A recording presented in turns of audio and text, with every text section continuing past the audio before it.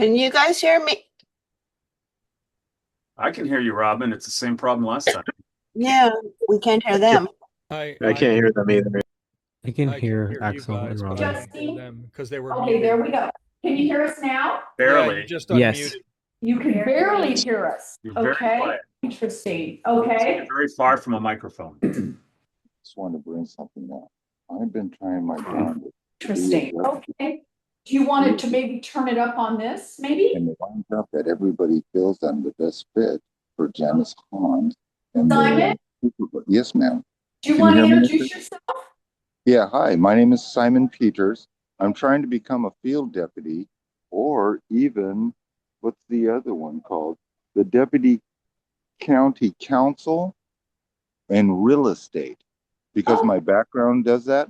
And I want to help San Pedro. I got many designs that have ran already through Eppenhart, and he loves them, but just trying to get me fitted in with the city or the county actually Okay. has been a bit of a bugger. So I'm just putting in a little plug for myself. But my name's Simon Peters. I love what you guys are doing. Thank you for joining us, Jason. Oh, introduction? Yes, something about. Hi, Jason Herring, Northwest San Pedro, planning land use. Right. All right. Wow, what a day. What a day. I hope everybody's doing well in this particular time. We're gonna get right into it. We're gonna start with the update from CD15. Is Axel on the line? Yes, yes, sir. Axel? Unmute Axel. Caitlin, can you unmute him? I can ask him to unmute. But I can't unmute. Okay, Axel, can you hear us? Text him. Sorry, I Oh, have there we video issues. Can you guys hear me? Yes. Got it. Am I up to bat? Yes. Okay, so I only have two short updates. This meeting, funny enough, coincides with the Vincent Thomas Bridge Community Advisory Committee, so that's where I got to jump to next. But I think major updates for the group. Number one is the Jules project, the Trammell Crow project at 625 Beacon, or former Green Onion site, is going to be demoing in the next week. So I know Alex is tied in with folks here and probably is providing you updates, but what you'll see, or you have seen already, is there's going to be tree pruning, which they're allowed to do, and then the removal of several trees, which is part of their scope and they have a permit for. So if anyone sees that in the neighborhood at around 6th or 7th streets near Beacon, that's what that is. And then they are looking to demo within the next week. So you'll start seeing some of that happen. So site fencing, all those things kind of going up in the next couple of weeks. And then any questions on that one? Did you say 650? 625 Beacon. Thank you. Mm-hmm. And then in terms of another major development, which is Vincent Thomas Bridge related. So we're still slated for November of this year. Our office is working really closely. We've introduced a motion a few months back that we're going to look to get our report back, but it's really going to be about enforcement resources. We're basically asking for LAPD and Port Police and DOT to respond with how many people they have available, how many resources they have available for enforcement during the closure, which is going to start at the end of the year, and then looking to bolster however we can, because that's going to be the key issue now that the TMP is more or less established, the detour route. So you'll hear more on that end, but it's really going to come down to being an enforcement issue once we get going. And then outside of that, waterfront side, I'm working with obviously the West Harbor development, and so we're currently working through tenant improvements. I have about 5 tenants that I'm working with at the same time to get through their clearance processes. So we're really with building and safety the rest of the way through, but they're still in, and I'm not the West Harbor obviously developer, but we're still kind of shooting for the summer for soft openings. And so that one's moving along there, doing the same thing for Altsea and a couple of the tenants there. We're still also in the middle of quite a few clearances, but by the end of the year, at least 3 to 4 tenants kind of moving forward with their build outs internally at Altsea. Any questions from folks on any of those? Well, I have a question. Who are the tenants at Altasy? All to see, there's a group called Spera, there's Blue Robotics, and then Sirens by the Sea, which is the outpost of Sirens downtown San Pedro. Cool. Mm-hmm. I have a question, Axel, Frank Anderson Central, about the building at 10th and Gaffey, the old Oddfellows Hall. What's the status on that? So they were looking at an adaptive reuse, but they were waiting for the adaptive reuse policy of the city to be updated, which is it's actually in the works in the next couple of months. Because I think they want to go for more of a mixed use project, but it's on hold until that changes, until they feel like they can upgrade the building to monetize it a bit more. Thank you. Yep. Hey, Axel. Yes, sorry. This is Simon Peters. Axel, Yes. I'm trying to find a way to get all your information. It was so plentiful, covering many aspects. Can I get your email maybe, or I can get you mine, or you can find mine? I'd like to get your information so I can, study it more in depth. Sure. Sure. No problem at all. If Mine's Our City Builder @gmail.com. Got it. Who you are. Thank you for. You got it. Thank you. Anytime. Axel, one of the things that we're going to be talking about just briefly tonight is the change in the zoning code. Yep. For San Pedro. I just wondered if the councilman had any concerns or issues or comments on it that you're aware of? No, not that I'm aware of. I mean, we were briefed on it about a month and a half ago, myself and the planning director. And so, we really see it as kind of a cleanup of the code. And I know that there's been some concerns about elimination of queue conditions and things of that sort. But frankly, overall, I think it standardizes and simplifies to the degree it can the entitlement process. And more than that, a lot of the issues that the community had and the reason that some of those queue conditions were added in the first place are, more or less resolved with CPIO. And so sometimes the queue is a bit repetitive and redundant and slows down projects we actually want sometimes. So no, we don't see any major issues there. Same with the hillside ordinance, or the changes to the hillside ordinance.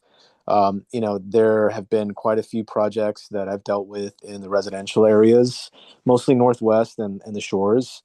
And the old hillside ordinance always comes up, and especially if there's pool projects or anything that involves water. So I think this kind of simplifies the process to the degree it ever does in the city, right? But no, we don't have any major concerns with either or at the time.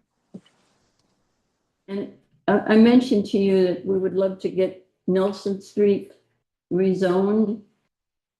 And it seemed like doing that in conjunction with this might be appropriate. Were you able to look into that at all? So yeah, like I mentioned, since there's currently an entitlement application in place, we're kind of stuck for the moment. Now, should, like you and I talked about, right? But if the application were to fall out, and that's absolutely a loophole in the plan that we have existing that concerns all of us here. If that application falls out, then we should definitely work together. And if it means a GPA, then we go that route. I don't see our office being opposed to that, given that, it's a couple of times we've already been threatened with some crazy overdevelopment there, right? So it's good for us to plug the hole when we can if it falls out.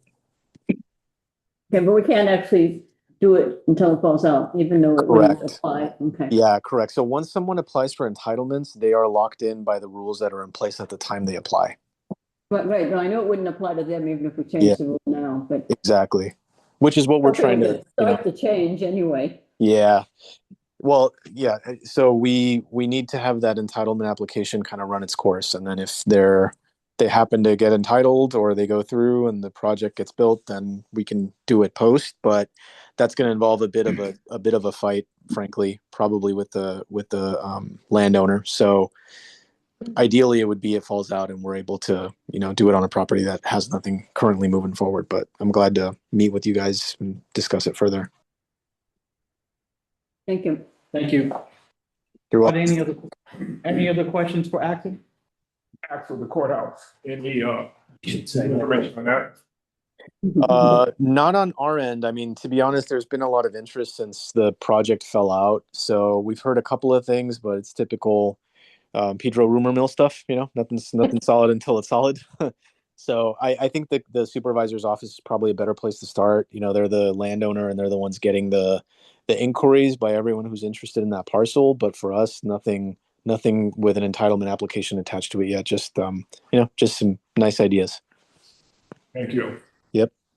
But everyone might not know that what actually happened. When you said it fell out, Yeah, developer no longer has Genton no longer has site control over the site. Was not renewed, so it's basically back up in full county control, not locked in by any developer. So open to RFP or whatever process the county's going to use to try to utilize it or entitle it.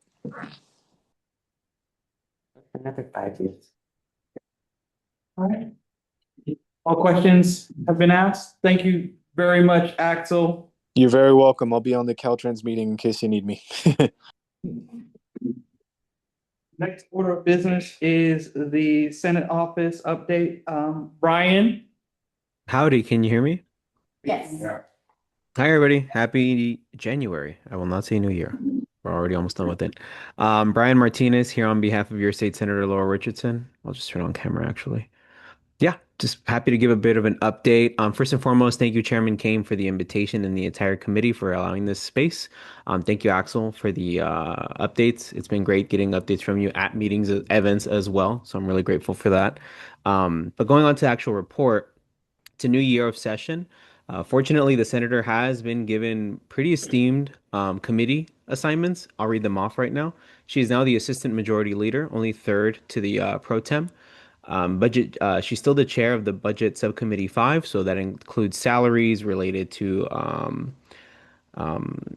workers in detention and corrections facilities, including healthcare workers within those spaces. She's also in appropriations, banking, financial institution, budget, energy, governmental organizations, insurance, transportation, and more, including the special committee on the Olympics. So I can send this out as well. We'll have a press release soon, but just to give you a rundown, if you were to have any legislative recommendations, within those, please reach out. She's in appropriations again, so anything money related is going to go through her. So that's really good to hear. Next item, the California Privacy Protection Agency actually released a new tool. What it does is I'll read it actually verbatim. Californians can submit a single deletion request to register data brokers through Drop. Drop, what it does is it removes your information from those that do mass calls, emails, and spam. Highly, highly recommend you check it out. They're processing up until I believe on August 1st, they're going to start removing those that signed up for Drop from databases. So this should ideally reduce the amount of spam calls that you get and even spam emails. Last thing, I just wanted to let everybody know that the governor presented his version of the budget for the new year, $349 billion. It's projected to have almost a 3.3 billion deficit.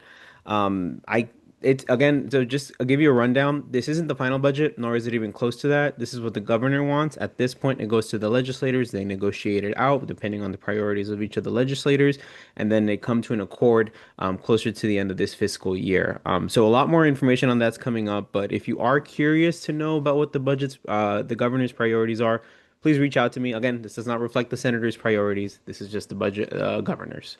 But yeah, that concludes my report. Please let me know if you have any questions. Any questions? Thank you very much. There are no questions at the moment. Thank you.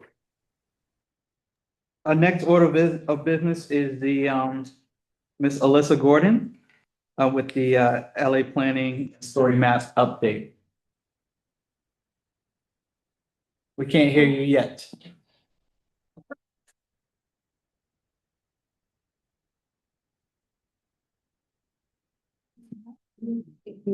is she a co-host? No. She'll need you a co-host, I think.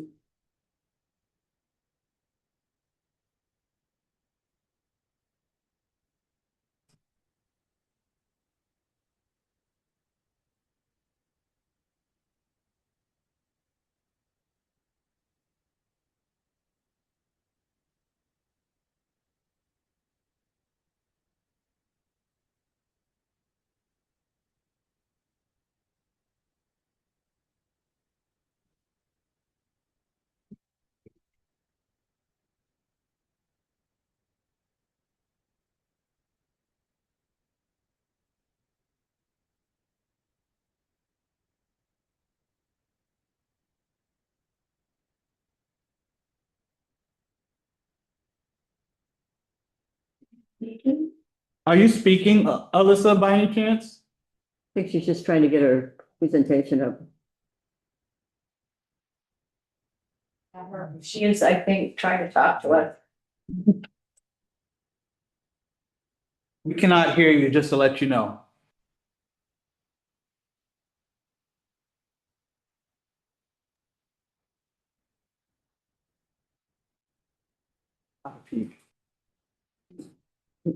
Alyssa, if you're able to hear me, click on audio, the little arrow next to it. It goes up.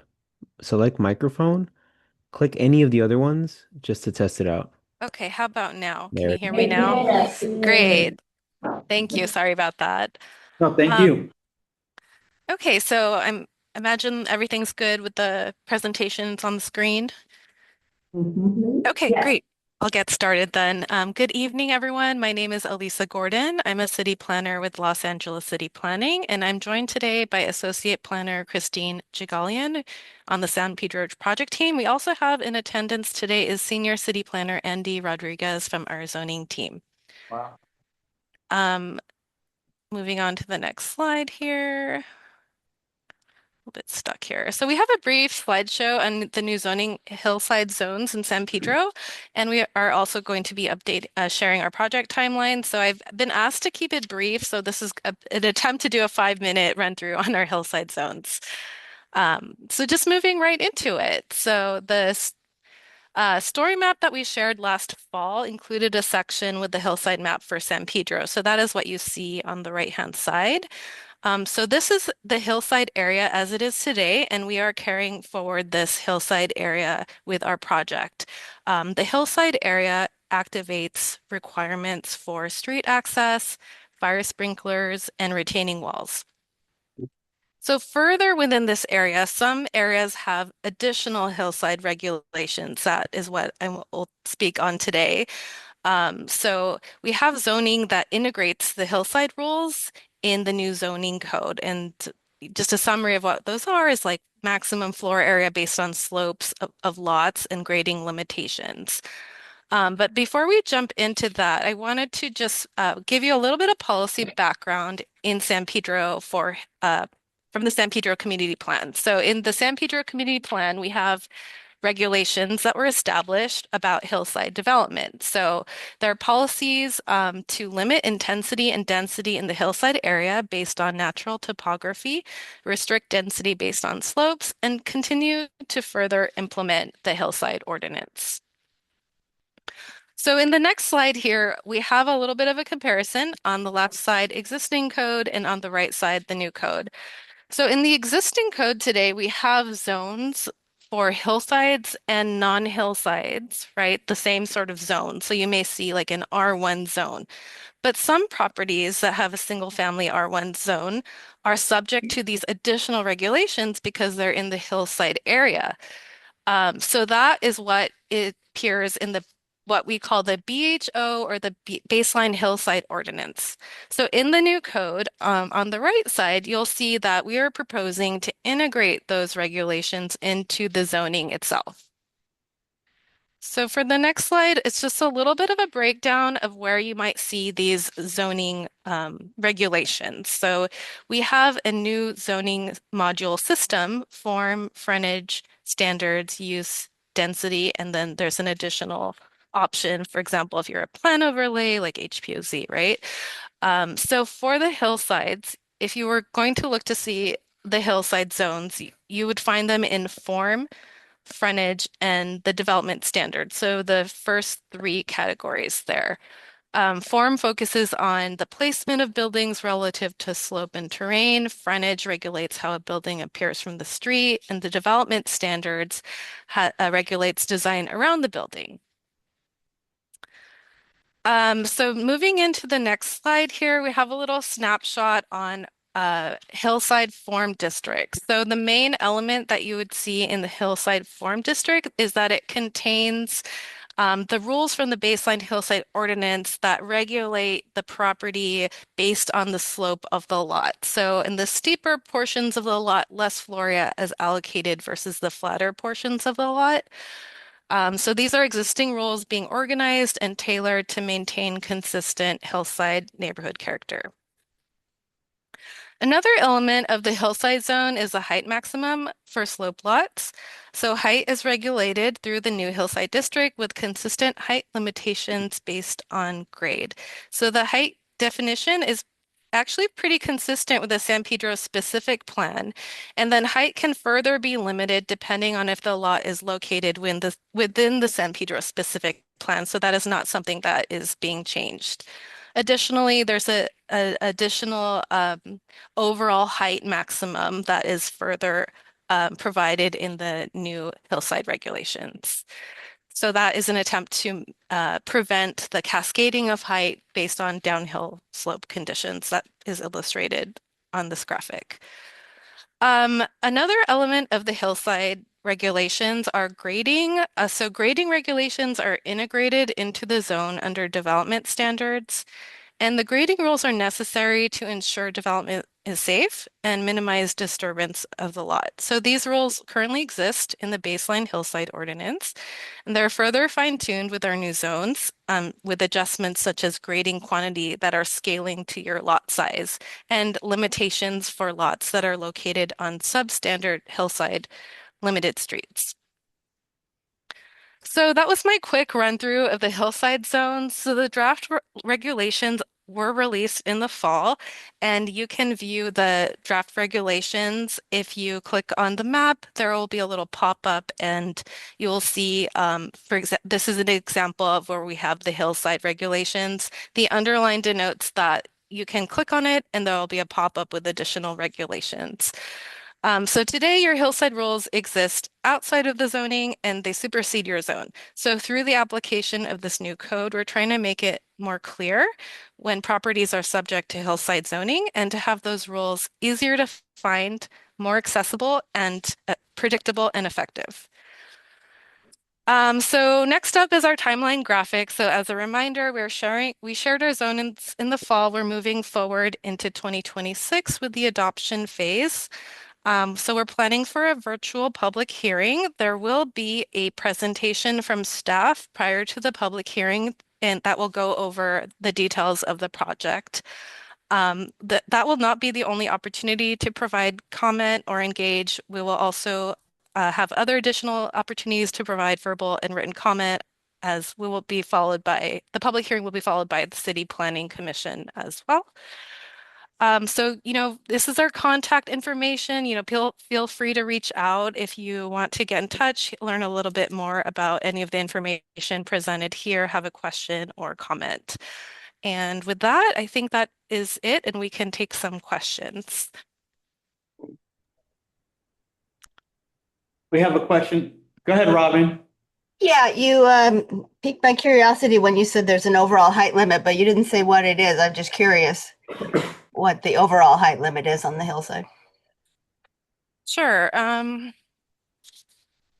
The overall height limit. Let me navigate to the section. Okay. So we have an envelope height and overall height limit. I believe it depends on the district. So we would open up the Hillside House 1 to view your overall height limit. I wonder, Andy, if you're on the call, if you have some information that you could provide. Otherwise, I can also pull it up. I wonder if Andy could be unmuted. Maybe ask him to mute. Yeah, he has his hand raised. Okay. Okay. I think I was promoted to the promotion. I think the overall height is 45 feet, and that's the cascade. That's the largest limit. The envelope height is more traditional. I think it's lower at 33 feet, if I'm not mistaken. Overall height is a tool used when you have a canyon effect. So a project with two different ridge lines that architects are working around. So we use the overall height just to make sure it's sunken down. There really is two height measurements. That's in the flatlands. We don't have that in the hillside. We have to have the second layer just to make sure we kind of prop the building down lower. Oh, I see this picture.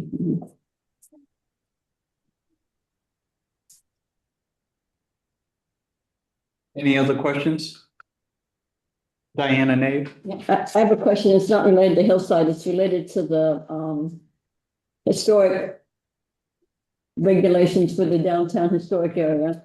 And I was looking at it briefly today. What I don't see in there is anything about the a lot of our stores have these wonderful tile entryways. It would be nice to preserve and do something to encourage all of them to have those kinds of tile entryways. Entryways. So I believe that in the character frontage we have tile as an accessory material option. So that was provided, in response to the comment that we received about wanting to see more tile. But if there's something more that you'd like to see out of that character frontage, maybe you can let us know what you like to see proposed and we could take a look at it. Okay. Are you talking about like outside of the building itself? Yeah, it's on the, I'll just take some pictures and send them to you, Alyssa. I think it's the easiest way to show you what Okay. it looks like. We have some wonderful ones. They just need to be cleaned, but we have some wonderful ones. Okay. Sounds good. Thank you. Garrett, you recognize? Thank you, Kane. Just a quick question. Do you have a general date when you will have that virtual public meeting, or is that still being decided? I think we're just locking down the date and maybe we'll be able to make that announcement very soon. Oh, thank you. Any other hands virtually? Any other hands in real life? Mr. Lamar Lyons. I have a time line question. It has to do with Phillips 66. Is that calendared for a review or trying to understand what the review process is? I'm not sure if that's something you can answer with your domain. Are you asking about Phillips 66? Yes, the total Phillips 66 oil cycle. Yeah, this is a different. I know that. It's a question in terms of are there timelines that are generally in place? So our projects are running in parallel to each other. I'm not really affected by one another's timeline. Could you elaborate a little bit more about your question? I want to make sure that I'm addressing. There was an NOP generated and it was time specific in regards to responding. I think it's not clear in terms of from a timing standpoint what stage is the EIR? I don't think I can answer for a pending case in major projects. I'm just not up to date on it at all. We are just proposing to align very closely with existing zoning and general plan land use. So if that project is changing anything and, they would have to, you know, potentially look at what we're doing here. So, Thank you. yeah. All right. Any other questions?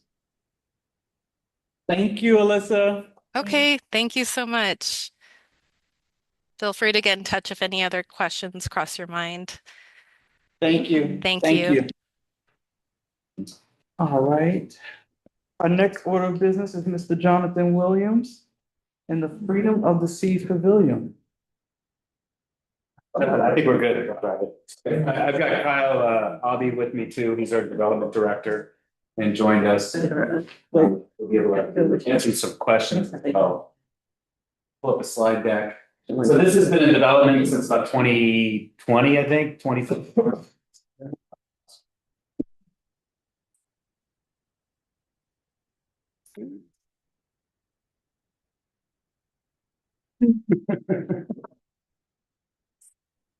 She's behind.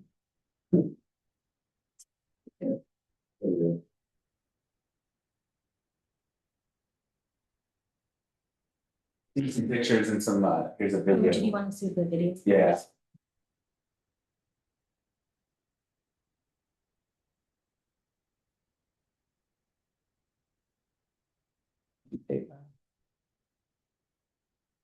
So this is just a quick fly through.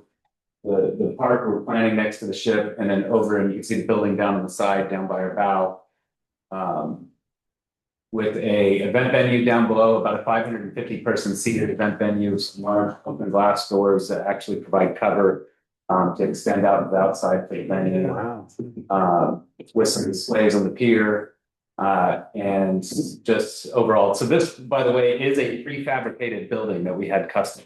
You can see the Los Angeles bow that used to be at the Maritime Museum as a face of the stairs up to the second deck with a restaurant on the second deck eventually.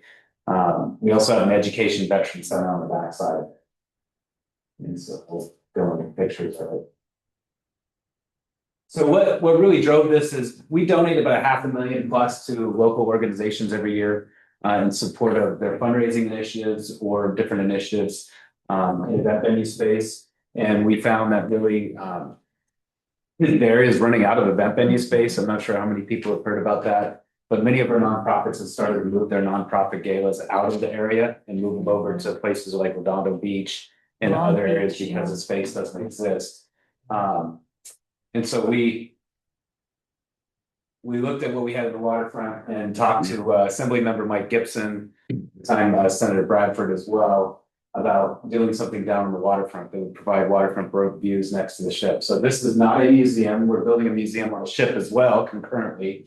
But this building is a community use building, primarily an event space or a meeting space. On the back side of it is a venue as well. You can see the inside with the mock-ups looking out towards the ship. There's the patio and the bow of the Los Angeles that we have out there. The stairway underneath that. We're going to call that the Los Angeles Plaza, with pavers that are out in the plaza area and different opportunities for people to get recognition out there. You can see seating outside. So this is all open, free to the public. I mean, you can go out, you can sit on the pier, you can do any of that. And the next slide, just go. You can see some of the flags, doing different flags for different branches of the military. So Veterans Plaza, we call it Freedom Plaza. You've heard some of that. So here's some details of it. It's a little over 17,000 square feet overall. It's about 550 person seated venue that will give us about 900 people, probably in a conference realm of things. We've got a catering kitchen being built into it that will also be tied to the restaurant kitchen above, with a restaurant and bar. I don't think Axel is still on here, but Axel's helped tremendously. We're our general liquor license. We have a beer and wine license. Our general liquor license should be issued any day now, so that gives us the ability to sell general liquor at those events as well. Full audio visual capability with LED panel screens going into the event venue, full sound, full lighting. We're in lighting design right now, and continued waived event fees for the community organizations. So at least the Chamber of Commerce will be able to do that. I want to be the first event. The waterfront Memorial Park, you saw some pictures of that. We got halfway down design, and that park is actually built on a pier.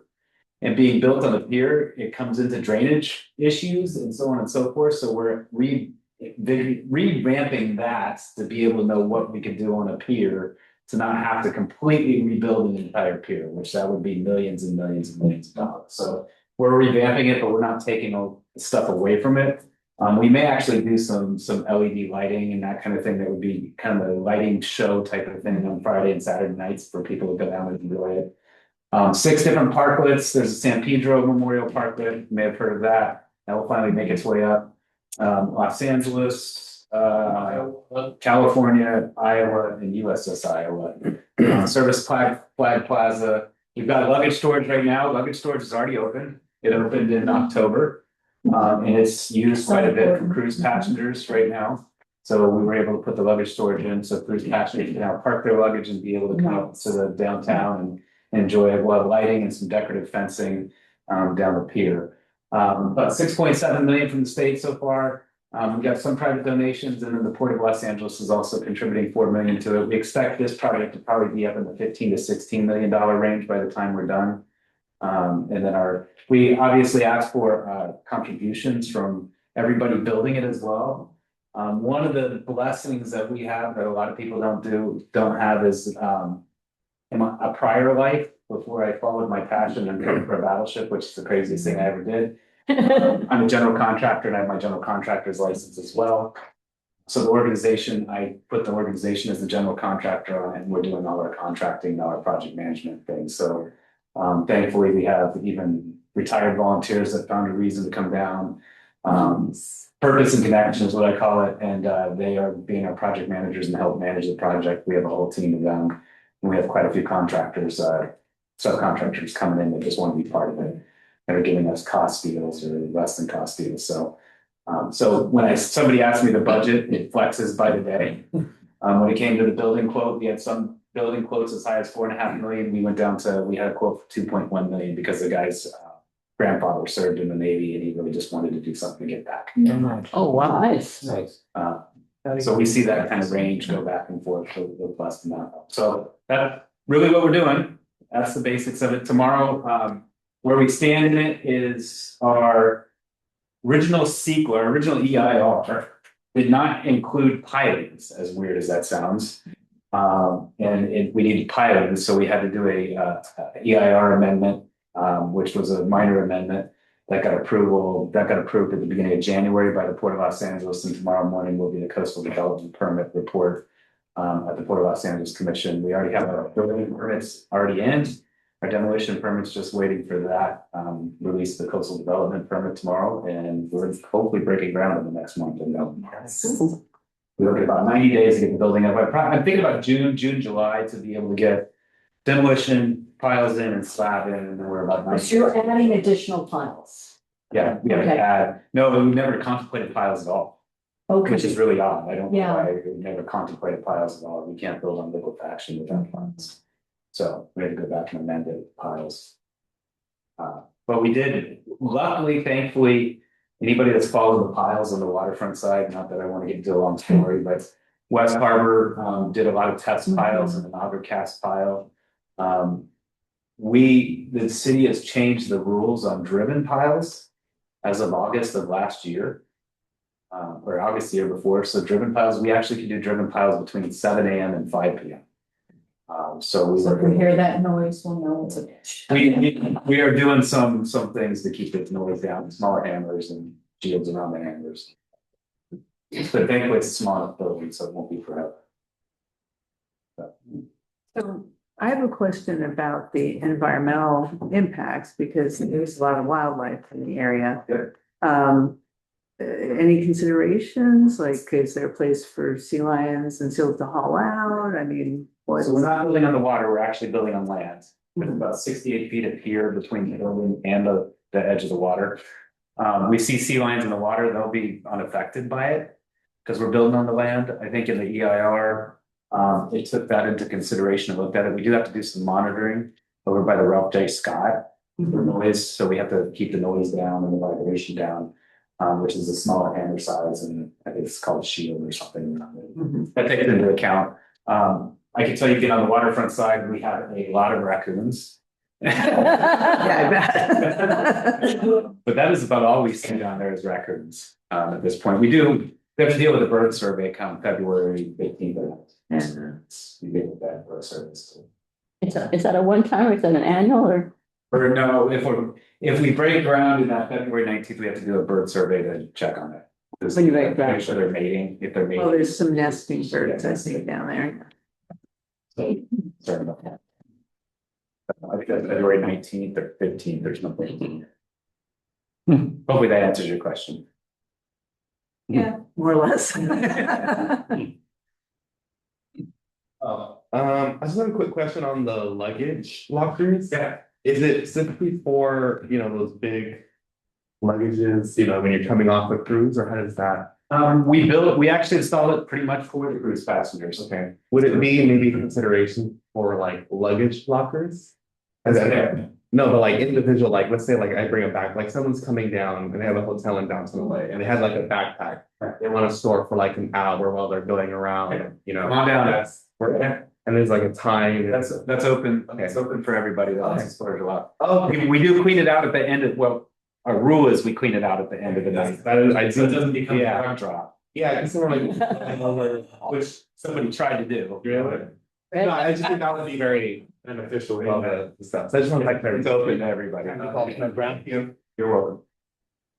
Diana? This is great, first of all. Congratulations on getting it this far. Fantastic. Exciting. And I have a couple of questions. The 4 million, is that the PIP money? Yes, yeah. Yeah, okay. And you talked about a restaurant. So is this a restaurant that's gonna be open like in the evenings and weekends to people, just a regular restaurant? Yes. And where in there is the restaurant? Rotate the building. Yeah. What's the house building? Yeah, if you find the one where the bow is, where you can see it's, but Well, you can see, that's the restaurant up here. The second floor. The second floor is. Okay. That's wonderful. So the bow is right at the front of the restaurant. So you have a patio for it and inside. We will theme it, as a sailor's restaurant, like a sailor's bar, sailor's restaurant. So it'll have a full theming to it, so it will be immersive. So you'll feel like it. But my attempt is to bring back the good parts of Beacon in that sense. While being in a modern side, because a lot of people enjoy that kind of themed experience. Obviously, I don't want a full sailor's bar like they used to exist 40 to 50 years. I think that would be enjoyable for people to come down there and have that kind of immersive experience with the front. And that will be fully operational when the building opens? No, it will not. The building, the event venue and the catering kitchen will be first in 27. We still have to raise some more money to build out the restaurant. So the last part of my question is, if you had a plan that connected this area down, and I'm assuming that this is being built in such a way that that plan could eventually still happen. Hopefully, yes. Okay. Very much like to have that plan happen. Okay. The cutover behind the building is, we'll see if that is able to happen or not, but I think it would be good if we could. The board's been very, very helpful in the whole process, and the council office has been incredibly helpful. The neighborhood councils a year ago have been helpful. So everybody's been really helpful in it. And I think excited about it. And when do you anticipate this will open? The event venue side of March of 26 is the target. Or 27, March of 27, not 27. March of 27. I thought we were 90 days, like Legos, we're gonna build this thing out of Legos, that's fun. And the restaurant would be this? Probably about 12 months later. I try to get it before the Olympics. I try to get it before the Olympics, but there's no guarantees. Elise? No, I just publicly, Jonathan, want to thank you so much. Wearing my chamber hat, and you're on our board of directors. We have outgrown every event space in San Pedro, and that's why, like tomorrow night, our business expo's in a warehouse, and it's at Warehouse 9. We're very thankful, but I can't wait. I want to be the first event. So thank you, congratulations. Again. And this is going to really bring back a lot of revenue into San Pedro, because as you said, these big events are leaving. Yeah. So May I have a moment, a chance to talk as well, Simon Peters, not to interrupt too badly. I apologize. Okay. But John, my name is Simon Peters. I'm fairly new to San Pedro, but I've acclimated myself to the people and their needs, and actually to the community, to the restaurants and so forth. I'm kind of like a project developer. Okay. And I'm 60 years old. And so I got a little bit of wisdom, but not like yours. You're the kind of person I'm looking for. So I started off with working with Epperhart. Perhaps you know Epperhart. Yes, And he likes the idea yes. of a program in the off of Gaffey. There's a building up there. But I also, the reason I'm wanting to talk to you is I did another drawing, and I've been talking to the restaurant down here, and I have another drawing. So what I'm saying is I have some ideas to help develop around the corner. So you went from the ship, which is an awesome design, and you get things through. So I'm trying to figure out how to get your information. But so there you did that building, and then it's the museum next, and then it's the restaurant, but it's kind of out of order. The restaurant's down the fish market.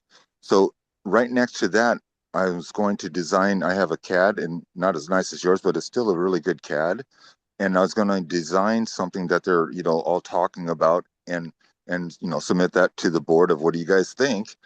But I've already did a drawing right across from where the market is an open field between Harbor, I'm just going to call it Harbor Boulevard, and an adjacent street that goes up above it.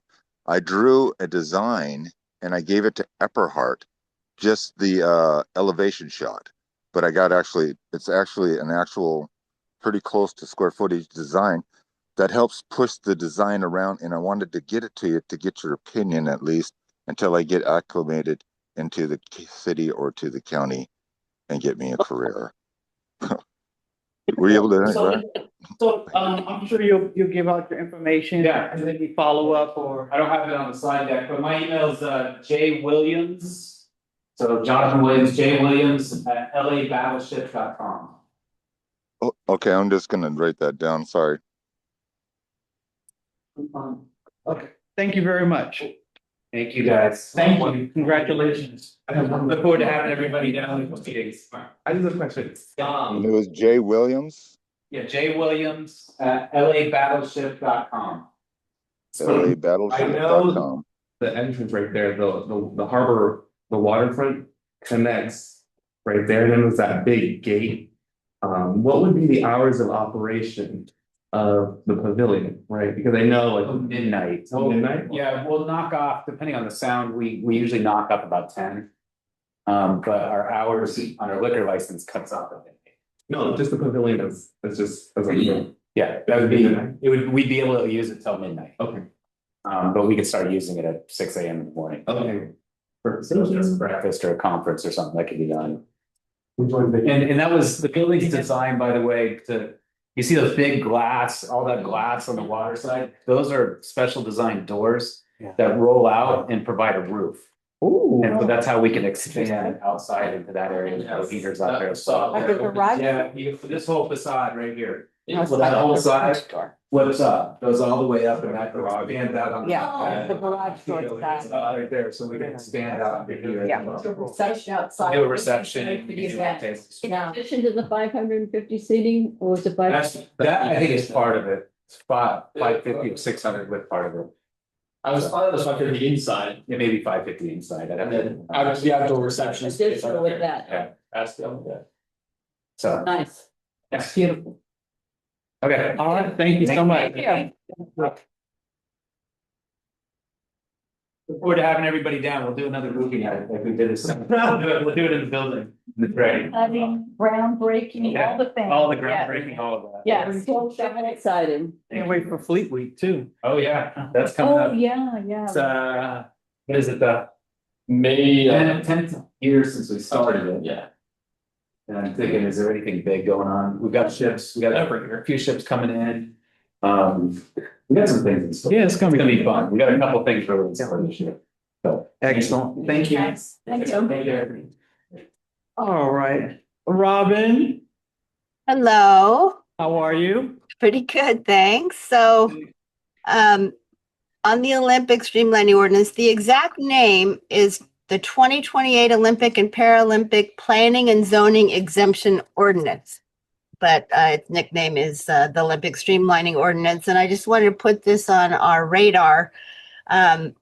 Its purpose is to fast track permitting and approvals for projects deemed necessary to host the Olympics and Paralympics. The goal is to reduce delays by exempting certain types of Olympic-related projects from the standard planning, zoning, and reviews required. And then, so the city can meet the tight deadlines. The idea is reasonable streamlining for facilities that are truly essential to staging the games. The issue is, and the concerns that have arisen are because the ordinance was changed to take out one of the initial exemptions to the streamlining, and that exemption had prohibited off-site ad signs and digital billboards outside of the approved sign district. So that was an exemption from the streamlining, and they took that exemption away. So now streamlining can be done on the billboards as well as, the draft stands. So if that exemption stays out, it will eliminate the protections for against new digital billboards. Advertising structures could be installed citywide in neighborhoods, near homes, parks, public rights of way, where they're currently banned. So, and they're also trying to call a lot of these projects related to the Olympics temporary, such as a billboard program, but there's a path in the ordinance to make them permanent. So it's a little concerning, and we'd hate to see the Olympics causing, billboards everywhere all over the city that don't go away after the Olympics stops. So it's just something to be aware of. Some of the neighborhood councils and other groups that are concerned about billboards have been writing in and testifying for that exemption to the streamlining to go back into the ordinance. And I just wanted to make you all aware. I'm sure it will impact the port and other areas as well. Thank you for your leadership on that and bringing it to the joint committee. Robert, are you writing something on that you could share with us?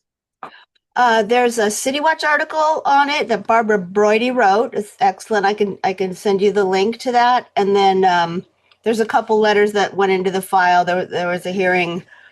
I think it was the Olympics subcommittee of the council earlier this week, and I can give you one or two of those letters.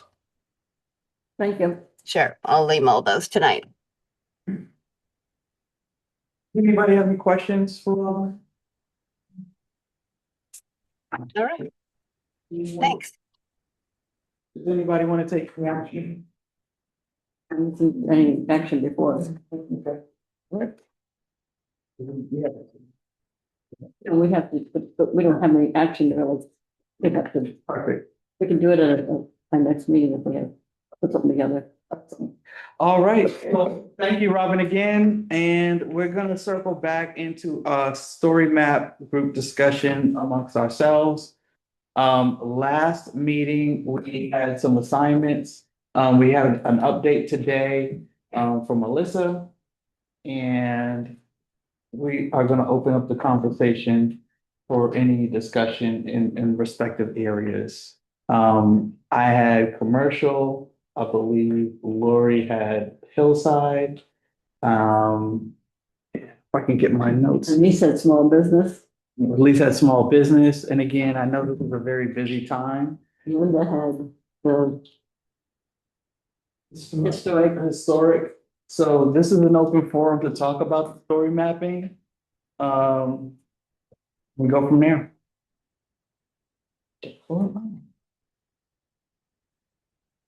And I haven't get a chance to look at the material today. All right, then. We're going to, with that being said, it sounds like it's still in development. We continue the story map update and we'll continue to work with Alyssa. Moving on. Are there any other updates and items that are interesting? Oh, not interesting, but more so of interest to the community, the committee? All right. We had a good update from Axel, I thought. Yes, and that was great news about the. There is one other one that I recently learned. Maybe people know, but the housing that the Methodist Church had proposed, that was, part of it was, of course, affordable, but they finally are backing out. They've not been able to get the financing again, and they've given up. They've officially given up, yeah. No, that's too bad. That's what happened with the courthouse development is the financing piece. Elise, did you have any vibe that Bill Cochran could reactivate if he can find the financing? I did not get that. You did not get that vibe. He's out. That is we asked at it. Maybe they could go down parallel tracks because he was in negotiations with a national builder. Yes. To join his team. Yes, he had to affiliate. Yeah. And that is the conversation he was in with the county staff, was not the supervisor staff, but the county staff, on bringing that national developer in as a co-developer and builder. Then he would be eligible for foreign investment. But it was a national developer / builder working in the United States and a quite successful company. And they did not appear to be interested. And pulled the plug. And Trammell, is that the one? Trammell Crow? Trammell Crow. Do they have any interest or their hands are full? Zero interest. The problem is the project that we all supported and worked on is a very expensive project to build. And there was union labor. And the union wage, labor requirement. the affordable housing component, the food hall component, there was $1 million in the project for public art for San Pedro. It was very expensive and very complex to finance. And that company had a lot of money invested $12 in there. million, and we could have just burned it in the middle of 6th Street. I didn't realize it was that. I thought it was like $5 $5 million. $12 million To to go through. If the project's fully entitled, ready to go as soon as the finance piece. And that's LA Times did an article talking about previous to the current article about how San Diego's so successful in building, but they talked about why no one is doing apartments anymore in the city of Los Angeles. And why building is coming to a halt.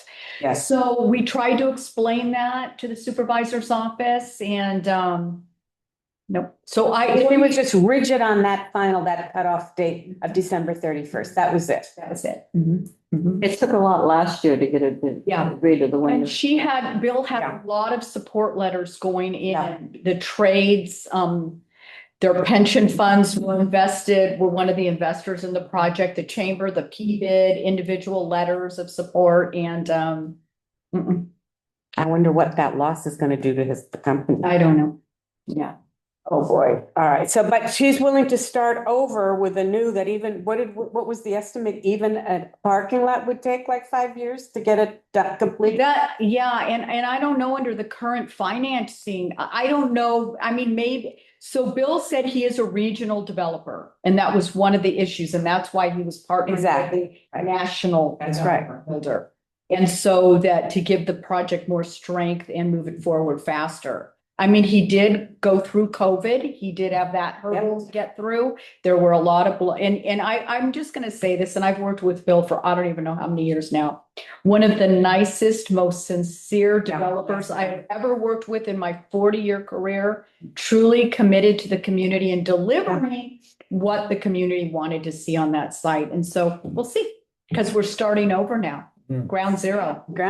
So, I mean, unless somebody bought his plans, it sounds like nobody wants the plans because they're too expensive. Right. And so that'll be interesting. Because of what the county imposed. Right. Well, remember, that's why Holland. So that's why Holland withdrew. That's why Trammell Crow passed, because Bill met with Trammell Crow and they just said it was just too complicated to finance.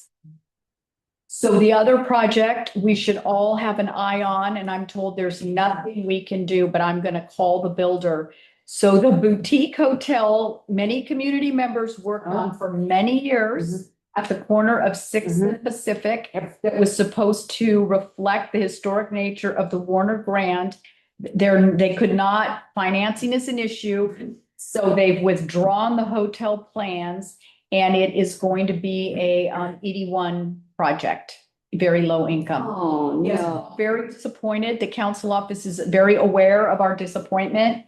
I'm going to call the builder because it's the same builder. He's just switching from the hotel to an ED1 project. It's the same builder. My understanding is AJ Kahar Construction. I'm going to follow up. He came and spoke.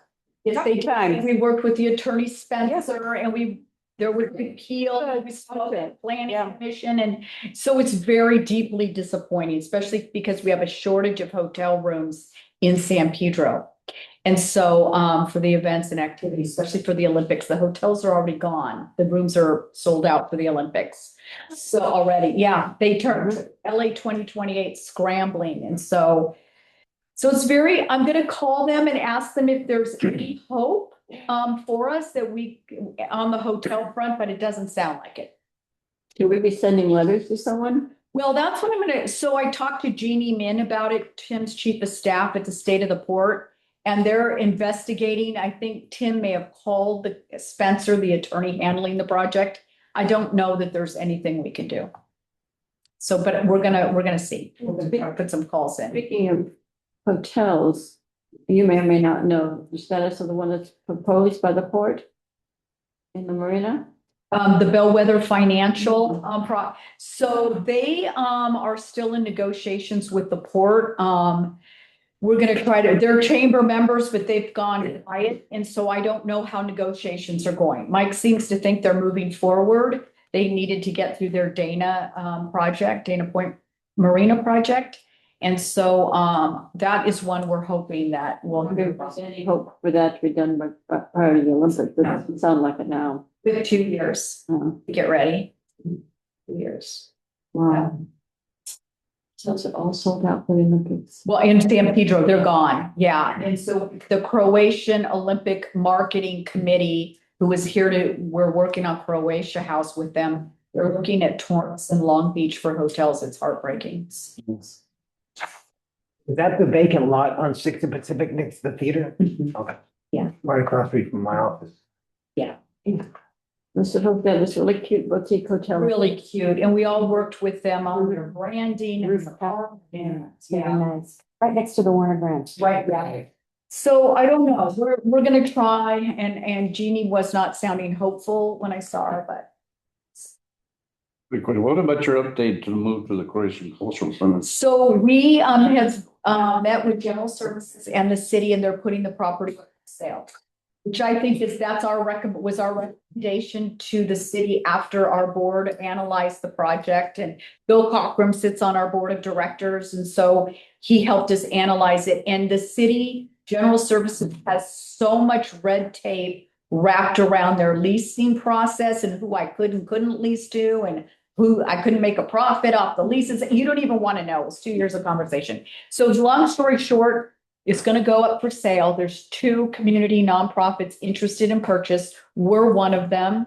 And then there's another community group. So I think that's the best we can hope for the building. And they're looking at making sure that whoever purchases it, the exterior is saved. So we'll use that exterior building facade, the historic, yeah. My heart glad. Thank you. I know, I'm glad too. I think somebody's got to buy it and take control of it. It needs so much repair. I need looking on the side. New down. roof, new HVAC, new elevator, electrical, plumbing, kitchen, bathrooms were torn out by vandals. It's a mess. Yeah. Yeah. Thank you. Are you willing to tell us who the other nonprofit is? I believe that it might be the Croatian American Club itself might look to buy it. Interesting. Yeah. Interesting. Yep. Jeez, a lot going on. So it's a lot going on. It's a secret. Not a secret, but I mean, I think with the sale, it'll go up for auction and we'll see. We'll see what happens. Is it part of that surplus? Yes, it's being deemed surplus property. It'll go through that process. So does that mean the prices are much more reasonable? Yes, I think so. I mean, there's a lot to factor in. Because to put that kind of investment in bringing that building back and not owning it was of concern to our board. So it's going to be an auction? Don't they do those auctions? So I'm not, I'll let you know as soon as General Services announce. I'm not bidding, don't worry. The city put a requirement or a limitation that gave preference to nonprofit organizations? Oh, that's the council office, because Jeannie was in those. Would be a nice General Service. Yeah. And so what would the use be for this building? We had proposed a community building, so the ground floor would be community meeting space, and the upstairs would be chamber office, business source center office, work source center office, and then some other, the San Pedro Waterfront Arts wanted an office. So there were different community groups coming in to be housed in the building. And then the Heritage Museum was going to have the ground floor to do displays of their artifacts. It's a great proposal. We'll have to see how it moves forward.